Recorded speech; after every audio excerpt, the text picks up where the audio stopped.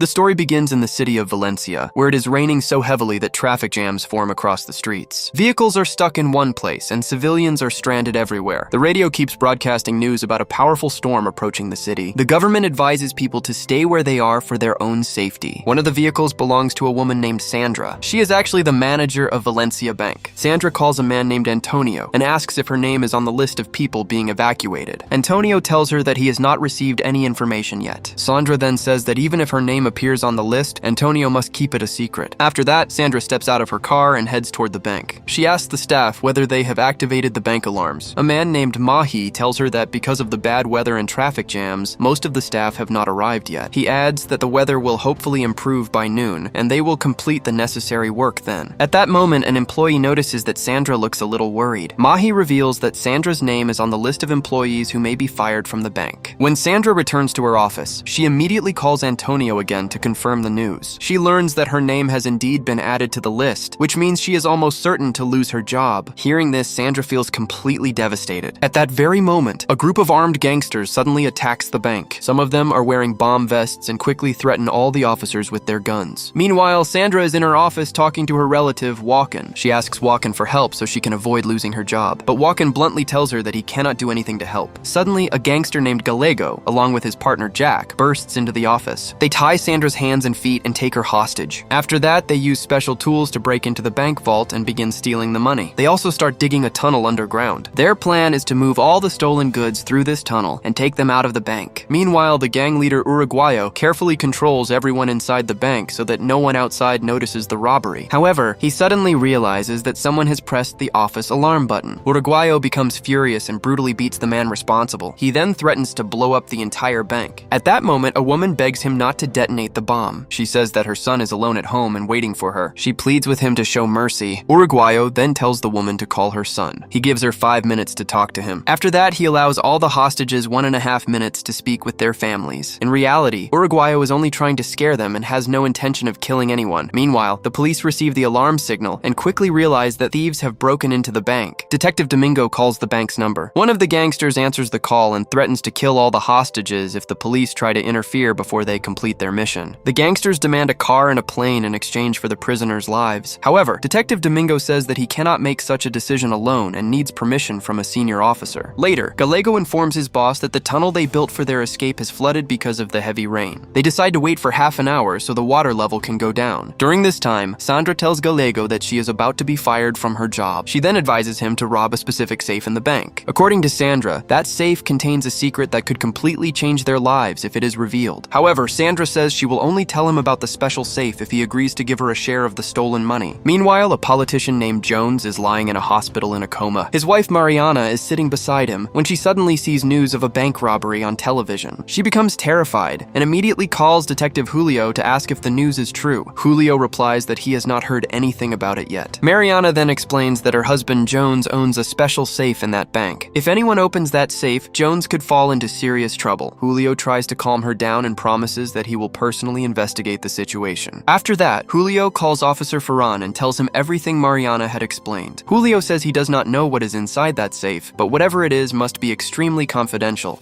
Meanwhile, Sandra shows Gallego a video on a screen. In the video, a man named John can be seen approaching a safety deposit box while holding a hard drive. He is about to store that hard drive inside the safe. Sandra explains that a few years ago, a detective exposed John's fraud, which caused him serious problems. At that time, John's name was being mocked across the entire country. Later, John prepared a letter containing proof of his crimes, and also the names of government officials who had helped him with the scam. All of that information was stored on the hard drive and placed inside the bank's vault. In exchange for revealing the vault number, Gallego gives Sandra some valuable diamonds that he stole from the bank. After receiving the diamonds, Sandra finally reveals the vault number, which is 314. Meanwhile, Uruguayo calls Detective Domingo again and asks him to send food to the bank. Uruguayo also warns him not to poison the food, because he will make the hostages eat it first before he eats it himself. He asks if that is understood. After some time, Gallego notices that the water level inside the tunnel is starting to rise again. He quickly tells his partners that they must complete their mission and escape as soon as possible. Meanwhile, the police complete completely surround the bank building. The gangsters force several bank employees to wear bomb vests. They warn that the bombs will be detonated if anyone makes even the slightest movement. Gallego then goes to the area where the safety deposit boxes are kept. He tells his partner that John's box is number 314. After hearing this, his partner becomes suspicious. He believes that Gallego might be deceiving them and that he came here only to steal this one specific box. He is about to tell the others that Gallego came for something else. However, Gallego quickly explains that Sandra told him about the box.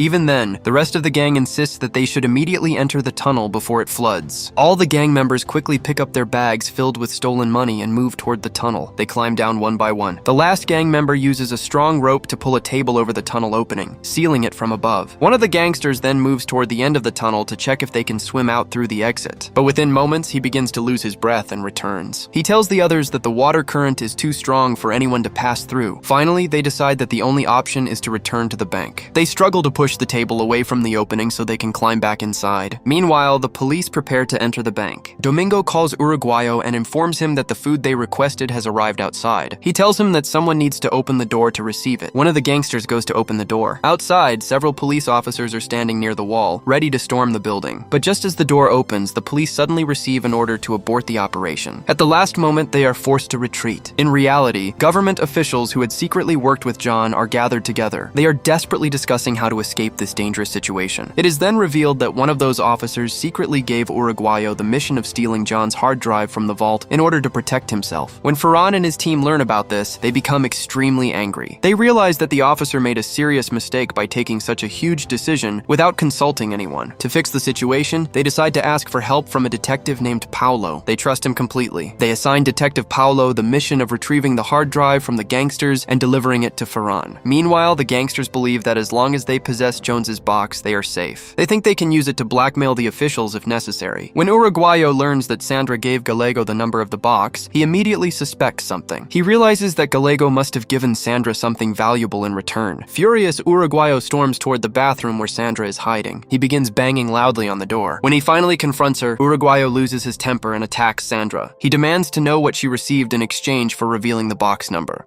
Soon after, Gallego arrives and begins fighting with Uruguayo. He is actually angry because Uruguayo kept the existence of the valuable box a secret from the rest of the gang. When Uruguayo enters the bathroom, he finds the bag that once contained the diamonds. However, the bag is now completely empty. This discovery makes him even more furious. He realizes that Gallego paid Sandra with diamonds instead of money. Uruguayo then tells the rest of the gang that Sandra swallowed the diamonds so no one could take them from her. Meanwhile, another gangster named Loco begins trying to access the files stored on the hard drive, but instead of the files, he finds a chess game on the screen that contains a strange puzzle. As soon as he makes a wrong move, all the data on the hard disk is automatically deleted. He desperately tries to recover the data, but nothing works. Shortly afterward, Detective Paulo begins working on the case. He calls the bank and Uruguayo answers the phone. By this time, the police have already surrounded the bank. Uruguayo becomes furious because his gang's escape now seems impossible. Paulo announces that he will handle the situation from this point forward. He says that he wants to meet Uruguayo in person since he is the leader of the gang. However, Uruguayo refuses at first because he fears the police might shoot him. Paulo then promises that no one will harm him. Only after hearing this assurance does Uruguayo agree to meet him at the bank's entrance. When Uruguayo comes out to meet him, Paulo tells him that he can help the gang escape. But in return, Uruguayo must follow every instruction he gives. After returning inside the bank, Uruguayo tells his gang members that Paulo is willing to help them escape. However, some of the gangsters suspect that this might be a trick by the police. Uruguayo explains Paulo's plan. According to the plan, Paulo will go to the 4th floor of a nearby building. The gang members will move to the 2nd floor of the bank. From there, they will climb through a window and enter a nearby apartment. Inside the apartment, they will find police uniforms. They will wear those uniforms and quietly escape without raising suspicion. At that moment, Loco tells Uruguayo that because of his mistake, all the data on the hard disk has been erased. Hearing this, Uruguayo becomes extremely angry and begins beating Loco violently. Just then, Gallego arrives and tries to calm Uruguayo down. But when he learns what happened to the hard disk, he also becomes furious.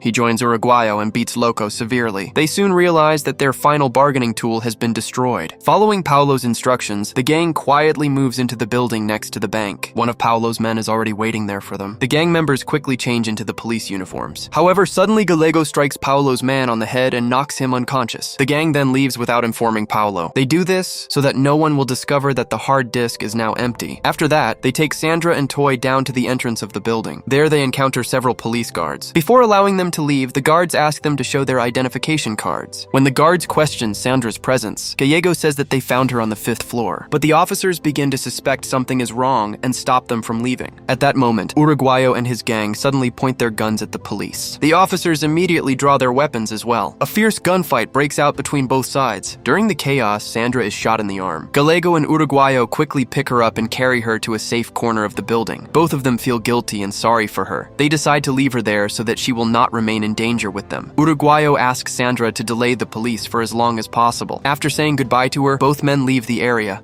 Later, Uruguayo calls Paulo again. Paulo tells him that he will now have to face the consequences of everything he has done. He urges Uruguayo to surrender to the police. However, Uruguayo refuses and says that if he and his companions do not receive a vehicle within 30 minutes, they will begin killing one hostage every 15 minutes. After the call ends, Paulo speaks with Julio and advises him to handle the situation carefully. Paulo explains that this gang is extremely dangerous and has never failed in its plans before. He says their main priority must be saving the hostages and forcing the criminals out of the bank safely. Meanwhile, Uruguayo sits with Gallego in the safety deposit vault room. Both of them apologize to each other for what happened earlier. They begin sharing their sides of the story. Soon, their tension fades and they even start laughing together. At the same time, Loco develops feelings for one of the hostages. He gives her a large amount of money from the stolen loot and tells her she can use it to pay off her debts. People say that the money came from the safe of a corrupt politician who had been stealing from ordinary citizens. The girl finally accepts the money, hides it inside her clothes, and quietly leaves the room. Meanwhile, Uruguayo and his gang begin to realize that things are not going according to their original plan. Because of this, Uruguayo comes up with a new idea. Uruguayo calls Paulo and says he wants to speak with a government official. When Paulo asks him the reason, Uruguayo refuses to explain. Instead, he threatens that if his demands are not met, he will release all the data stored on John's hard drive to the entire world. Paulo becomes shocked when he hears this. This is because he himself is one of the corrupt officers who had secretly been involved in John's illegal activities. Julio then calls Ferran and tells him that he should personally resolve the situation by secretly negotiating with Uruguayo's gang. Ferran has no choice but to agree. When Ferran finally meets Uruguayo and Gallego, he offers them a deal. He promises that their prison sentences will be reduced if they hand over the hard disk. However, the gang refuses the offer. They say they want to escape the country with the stolen money and have no intention of going to jail. They also lie by saying that they have already watched the videos stored on the hard disk. They claim those videos show Ferran and several other officials involved in illegal activities. Uruguayo then demands that Ferran quickly arrange a vehicle so they can escape from the bank. Meanwhile, Sandra is shown receiving treatment in a hospital. Ferran's secretary comes to visit her and asks questions about the gang. Sandra reveals the names of several gang members. She also explains that the gangsters do not fully trust each other. Because of this, it would not be very difficult to create conflict among them. Meanwhile, Ferran calls Uruguayo and asks to see the videos stored on the hard disk. When Uruguayo refuses, Ferran immediately becomes suspicious. Ferran says that he already knows the truth. He tells Uruguayo that there are no videos on the hard disk. After realizing this, Ferran informs his superior officer about the entire situation. They decide that the best option now is to storm the bank and arrest the gang. Soon, the police break open the bank doors and rush inside. They quickly gather all the prisoners and place them onto a bus. However, a shocking truth is soon revealed. The gang members had secretly exchanged clothes with the hostages. By the time the police realize what has happened, it is already too late. The gangsters have escaped through the tunnel along with all the stolen money. The rain has stopped by then, and the water flow inside the tunnel has slowed down, allowing them to pass through easily. In the end, the entire gang successfully escapes the country and begins a new life somewhere else. If you enjoyed this video, please like it and subscribe to the channel. See you again in the next video.